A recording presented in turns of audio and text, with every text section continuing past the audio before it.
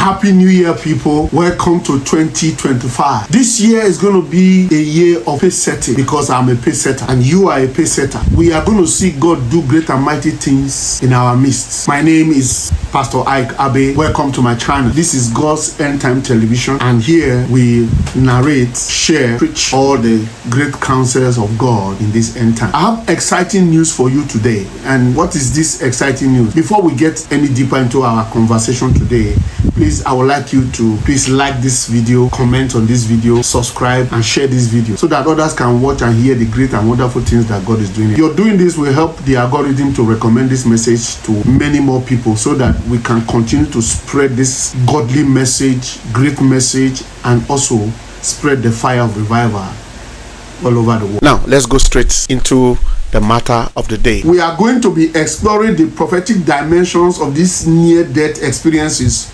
that many people are receiving and having recently.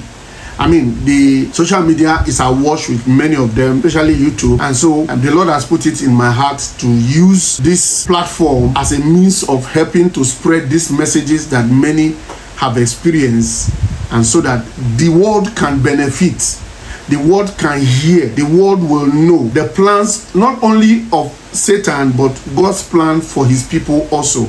And so I want to be encouraging you, please, as you watch these videos, share them, comment on them. Let's have conversations so that every one of us will not only be prepared for the second coming of Jesus Christ, but will be instruments and tools in the hands of God of spreading the revival message and preparing the people for the coming of Jesus in this end time. Today, I'm going to be talking about the near-death experience, or what I have called the double blessing of a second chance to life. Now, some of you will ask, what do you mean? Some of the greatest prophetic messages being released today by our Lord Jesus Christ into the world are being received through these near-death experiences that some believers and some unbelievers have experienced, and I have decided to call it the double blessing of a second chance to life. In this plans and great move of God, we see how God has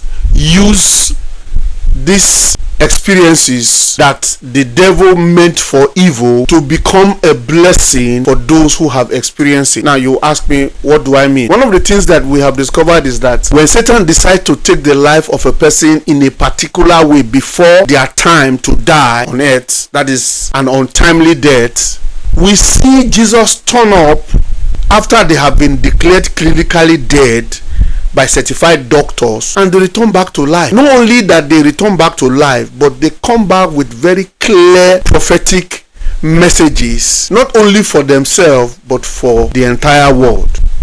And one will ask, how does this tragedy turn into a double blessing? Now, the Bible says in Romans chapter 8 verse 28, and we know that all things work together for good to those who love God and to those who are called according to his purpose. So in these near-death experiences, you will find out that the first blessing happens when anyone dies through Satan's attack and are declared clinically dead, but after a short while, between some minutes and hours, they return back to life. Not only returning back to life, but we see Jesus giving them very serious messages that he should bring back to the world, to warn the world, to counsel the world, to advise the world, and to encourage those who are already on the track that God has already created for them. So firstly, we see that those who Satan takes out untimely come back to life. Not only do they have a second chance, but secondly, they are given a second chance to life, and so you see them bringing a very, very important message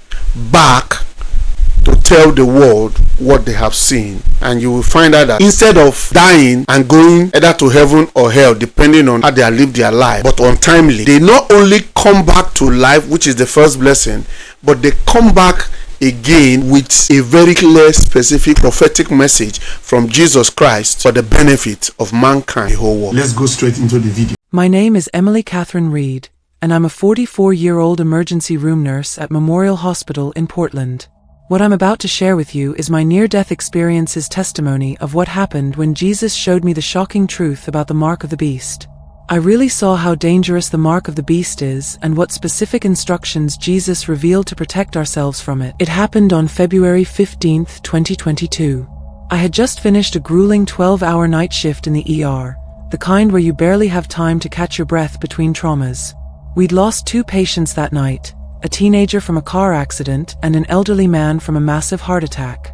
As I was driving home, I remember thinking about how quickly life can change, how one moment someone can be here and the next they're gone. I had no idea I was about to experience that truth firsthand.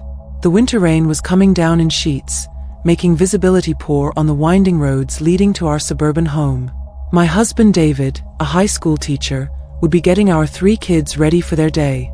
I was looking forward to kissing their sleepy faces before they left for school, then crawling into my warm bed for some much-needed rest.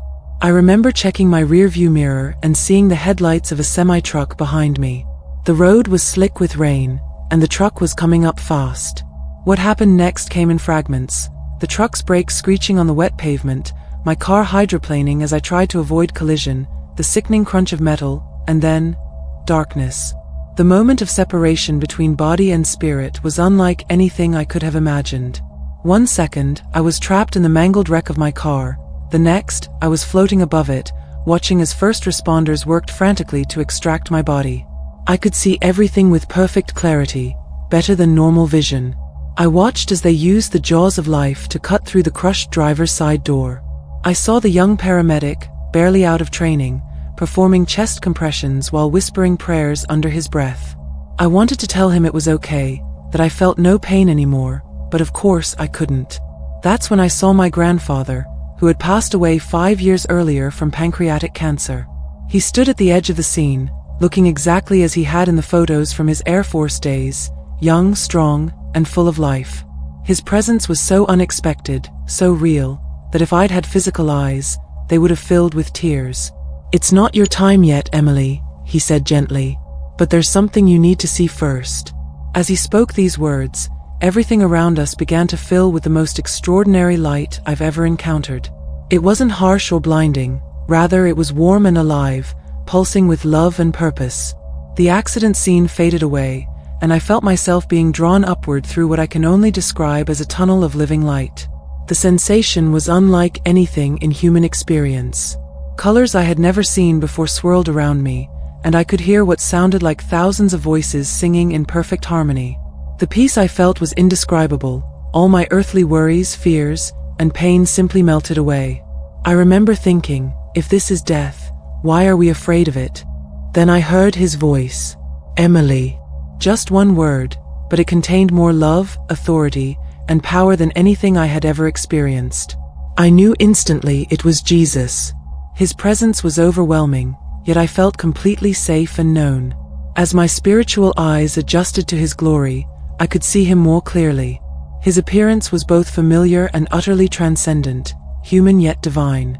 His eyes held such depth of wisdom and compassion that I felt every moment of my life was laid bare before him, yet I felt no shame, only perfect love and acceptance. "My daughter," he said, "I have brought you here because what I must show you cannot wait any longer. The time is short, and my people must be warned." I found myself able to speak, though not with physical words. "Lord," I responded, "I'm just a nurse. I've seen so many patients talk about near-death experiences. Who will believe me?" His smile was gentle, but carried an unmistakable authority. "Emily, I have chosen you precisely because you understand both the physical and spiritual aspects of life and death. You have witnessed countless souls pass between worlds. You understand how the body works, how the mind thinks, and how the spirit connects to both. This knowledge will help you comprehend what I'm about to show you." Then Jesus did something unexpected. He took my hand, and suddenly we were standing in what appeared to be a modern city street. But something was different, though I couldn't immediately put my finger on what it was. The scene before us was bustling with activity, people going about their daily lives, but there was an eerie uniformity to how they moved and interacted. "What you're seeing," Jesus explained, "is your world, but a few years from now. Watch carefully, and I will show you how the great deception unfolds, how technology becomes the tool that separates humanity from their creator." As I stood there with Jesus, watching the future unfold before my eyes, he directed my attention to a young woman entering a coffee shop. She was professionally dressed, probably in her late 20s, and moved with a confident air of someone who had fully embraced the modern world. What caught my attention wasn't her appearance, but what happened when she went to pay for her drink. There was no fumbling for a wallet, no phone to tap, not even a smartwatch to wave. She simply moved her right hand over a small sensor, and a faint blue light pulsed beneath her skin. Transaction complete. It was so seamless, so natural, that had Jesus not drawn my attention to it, I might have missed its significance entirely. "Lord," I asked, "is this the mark of the beast?" "No," Jesus replied. "This is what comes before, the preparation, the conditioning. Watch how the deception unfolds." The scene shifted, and suddenly I was watching a montage of events, like a time-lapse of history yet to come. I saw how this technology had been gradually introduced worldwide. It started innocently enough, tiny chips that replaced credit cards, house keys, and medical records. Everyone praised their convenience, their security. Christians adopted them just as readily as non-believers, seeing them as nothing more remarkable than the smartphones and smartwatches that had come before. I watched as church congregations embraced these devices wholeheartedly. They used them to access their digital Bibles, give tithes, and check into church events. Pastors praised the technology for making ministry more efficient, for helping them better serve their congregations. No one questioned it because it didn't involve worship or pledging allegiance to anything or anyone. It was just technology, or so they thought. "Notice," Jesus said, "how the enemy first introduces things that seem harmless, even helpful. Satan knows that a sudden change would alert my people. Instead, he moves slowly, gradually, like a serpent slowly coiling around its prey." The scenes continued to unfold before me. The technology became more sophisticated, more integrated into daily life. What started as simple payment and identification chips evolved into something far more invasive. These new devices could monitor health in real time, predicting illness before it happened, even regulating people's sleep patterns and mood through subtle biochemical adjustments. I watched, horrified, as parents eagerly had their children implanted with these devices. "It's for their safety," they would say. "Now we can always know where they are, monitor their health, and ensure they're safe at school." The technology was particularly marketed toward children, presented as a way to protect them in an increasingly dangerous world. "Lord," I said, my heart breaking as I watched a mother comfort her crying child after receiving the implant, "I can see how helpful this all seems. As a nurse, I understand the appeal of constant health monitoring. As a mother, I understand wanting to keep our children safe. How can we warn people against something that appears to do so much good?" Jesus looked at me with deep compassion. "This is why the deception is so effective. The enemy knows that my people would reject something obviously evil. So he comes as an angel of light, offering solutions to problems, promising to make life better, safer, more convenient. But watch what happens to those who accept these improvements." The scene shifted, and I saw how the technology began to affect people's behavior in subtle but profound ways. Those with the implants became increasingly dependent on them for everything, from regulating their emotions to making decisions. The devices would suggest what to eat, when to sleep, who to spend time with, even what to think about certain issues. "Watch this carefully," Jesus instructed, directing my attention to a family having dinner. At first glance, it looked normal, parents and children sitting together, sharing a meal. But something was terribly wrong. Their conversations seemed scripted, their emotions measured and controlled. The devices were subtly influencing their moods, their thoughts, their very personalities. "They're not even aware of it," Jesus explained. "The changes happen so gradually that they don't notice their free will slipping away, their ability to hear my voice becoming dimmer." I watched technology's influence spread through every aspect of society. In healthcare, my own field, it was particularly insidious. Hospitals and insurance companies began requiring staff and patients to have these implants. "For better patient care," they said. "For more accurate monitoring. For safer medication administration." The scene shifted to a hospital, and I saw myself, or rather, what could have been myself in this future. A nurse was being called into her supervisor's office. She was one of the few who had refused the implant, and despite her years of experience and excellent record, she was being let go. "We can't risk patient safety," the supervisor was saying. "What if you make a medication error that the system could have prevented? What if you miss a subtle change in a patient's condition that the implant would have caught?" "Do you see?" Jesus asked. "How do they use good intentions, safety, health, protection, to implement control?" The vision expanded to show me various scenes from around the world. I saw how the technology was being implemented differently in different cultures, but always with the same underlying goal: to create dependency and control. In some places, it was promoted through healthcare systems, in others, through financial incentives, in yet others, through social pressure and the fear of being left behind. But what truly broke my heart was watching how this technology affected children's spiritual development. Jesus showed me a scene in an elementary school classroom, not too different from where my own children attend. The students, all around 7 or 8 years old, were having what they called digital wellness class. "Today we're going to learn about how our smart health implants help us make good choices," the teacher was saying cheerfully. "Remember, if you're feeling angry or sad, your implant will help you feel better. If you're thinking unkind thoughts, it will help you think nice ones instead. Do you see the danger here?" Jesus asked me. These little ones are being taught to trust technology more than their own God-given emotions, more than their own conscience, more than me. I watched as a little girl. She reminded me so much of my Emma, raised her hand. "But what if I want to feel sad sometimes? My grandma died last month, and Mommy says it's okay to feel sad about that." The teacher's response was swift and practiced. "Your implant knows what's best for you, sweetie. It understands that prolonged negative emotions aren't healthy.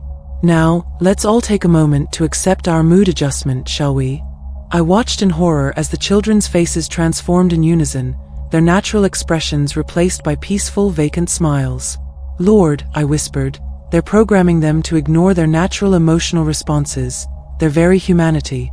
"Yes," Jesus replied.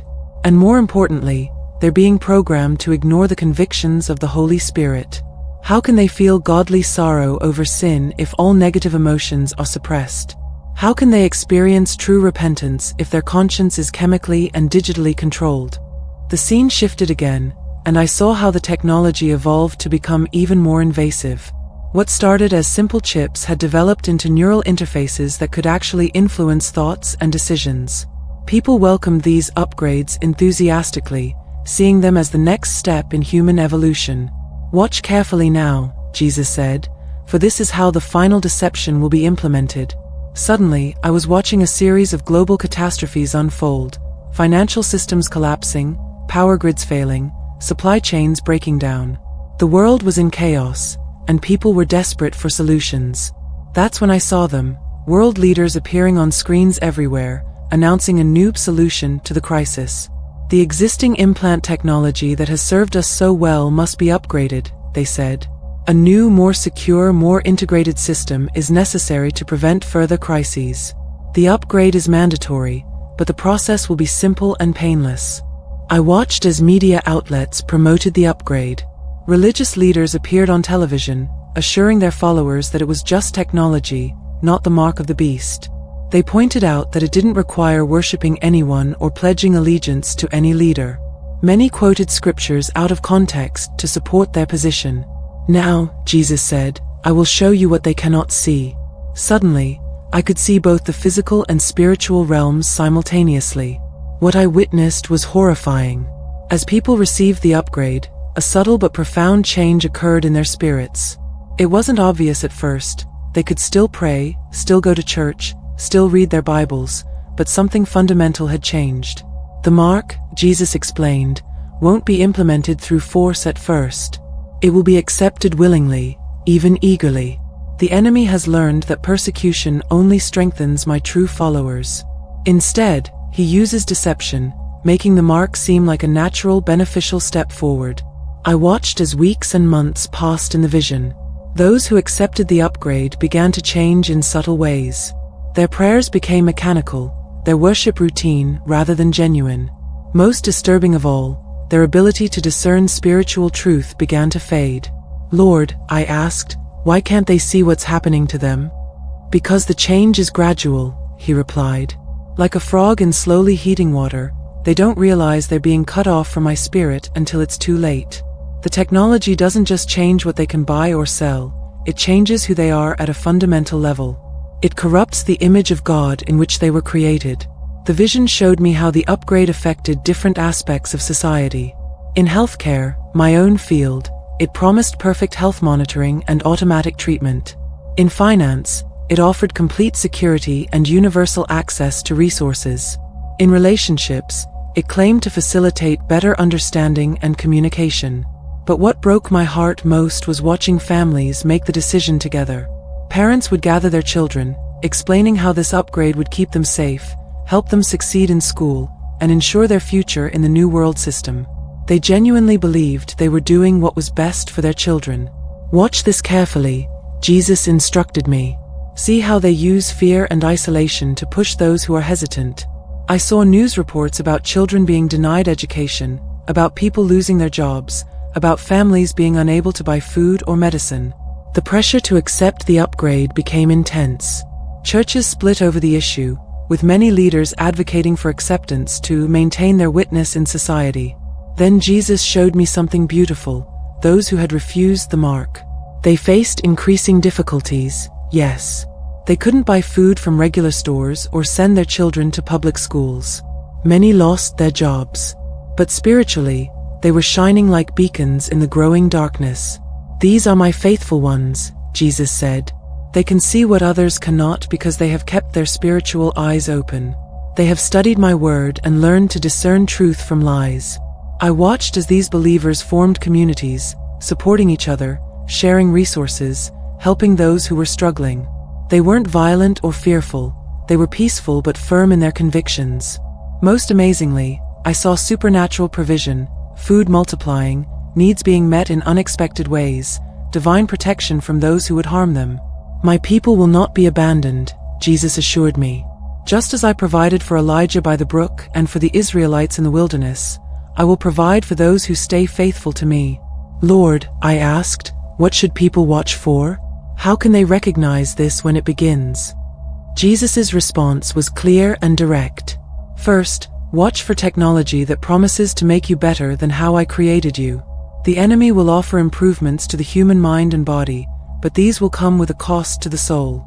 Remember, I created humanity in my image, and any attempt to upgrade that image is an act of rebellion against my design. Second, he continued, notice when convenience becomes compulsory. What begins as optional will slowly become necessary for daily life. The enemy knows that forcing people to take the mark immediately would cause many to refuse. Instead, he will make it increasingly difficult to live without it until many will beg to receive it. Third, pay special attention to how technology affects children. The enemy targets the young, knowing they will accept more easily what their parents might question. Watch for technology that promises to make children safer, smarter, or better behaved, but actually separates them from their God-given nature and their ability to hear my voice. Fourth, observe how these changes affect people's relationship with me. Anything that dulls spiritual sensitivity, that makes prayer feel more distant, that reduces the conviction of sin, these are warning signs. The mark isn't just about buying and selling, it's about separating humanity from their Creator. As we watch these future scenes unfold, Jesus showed me specific examples of how the deception would progress. I saw how the initial technology would be marketed as purely physical, nothing spiritual about it at all. It's just a chip, they would say. It's just for convenience and safety. But gradually, it would evolve to affect things that were profoundly spiritual. I watched as people's ability to feel God's presence began to dim after receiving the implants. Their prayers felt empty, their worship mechanical. Yet most troubling of all, they didn't even notice the change. The technology slowly rewired their brains to interpret religious experiences differently. What used to bring them to tears in worship now barely moved them. What used to feel like clear guidance from the Holy Spirit became muted and unclear. The enemy knows, Jesus explained, that if he tried to stop people from worshiping me altogether, many would resist. Instead, he allows them to go through the motions of religion while slowly severing their genuine connection to me. They have a form of godliness but deny its power. I saw how the upgrade affected different generations differently. The elderly often resisted at first, remembering simpler times and feeling uneasy about the changes. The middle-aged usually accepted it for practical reasons, to keep their jobs, to access their bank accounts, to function in society. But the young embraced it enthusiastically, seeing it as the next step in human evolution. Remember, Jesus said, when you return, that the young are both the most vulnerable and the most important to protect. They must be taught to love me more than they love the world's conveniences. They must learn to recognize my voice before the noise of technology drowns it out. Then Jesus showed me something that brought me to tears, how families would be divided over this issue. I saw parents agonizing over whether to accept the technology for their children's sake. I saw siblings split over the decision, some choosing convenience and worldly success, others choosing to stay faithful despite the cost. This is why I'm showing you these things now, Jesus said, so you can warn others to prepare their hearts and strengthen their faith before the testing comes. When the time comes, those who know me, truly know me, will recognize the deception. Those who only know about me will be easily deceived. I saw scenes of supernatural provision that amazed me. Believers who had refused the mark finding food miraculously multiplied in their pantries. Communities of faithful Christians supporting each other, sharing resources, teaching each other's children. I saw angels protecting these communities, turning aside those who would harm them. My protection, Jesus assured me, will be as real as the persecution. I will not abandon my faithful ones. But then Jesus showed me something that broke my heart. People I knew, people I worshipped with, accepting the mark thinking they could still maintain their faith. Tell them, he said, that once the mark is taken, it changes something fundamental in human nature. It doesn't just change what they can buy or sell, it changes their very ability to connect with me. I watched as people who had been strong believers gradually lost their spiritual sensitivity after taking the mark. Their prayers became ritualistic, their worship perfunctory. Most heartbreaking of all, they couldn't even perceive what they had lost. Lord, I asked, what should people do to prepare? His answer was clear. Tell them to strengthen their relationship with me now, before the deception comes. They must know my voice so well that they can recognize when something is not from me. Tell them to study my word diligently. The answers are there, but they must know the truth to recognize the lies. Tell them to build real relationships with other believers. They will need each other in the times to come. Tell them to teach their children to love me more than they love the world's conveniences. And most importantly, tell them not to fear. I have overcome the world, and those who stay faithful to me will share in that victory. Suddenly, I felt a familiar pulling sensation. It's time for you to return, Jesus said. Remember everything you have seen. But Lord, I protested, there's so much more I want to ask. His smile was full of love. What I have shown you is enough. Share it faithfully. Those who have ears to hear will listen. The next thing I knew, I was gasping for air on the trauma room table, surrounded by my shocked colleagues. Dr. Rodriguez, who had pronounced me dead minutes earlier, was staring at me in disbelief. The monitors showed my heart had spontaneously started beating again, something that, in my years of nursing experience, I had rarely seen happen after such a prolonged period of cardiac arrest. My injuries should have been fatal, multiple fractures, internal bleeding, and severe trauma. Yet here I was, not only alive but healing at a rate that baffled my doctors. Within weeks, I had recovered enough to return home to my family, though the weight of what I had seen would forever change me.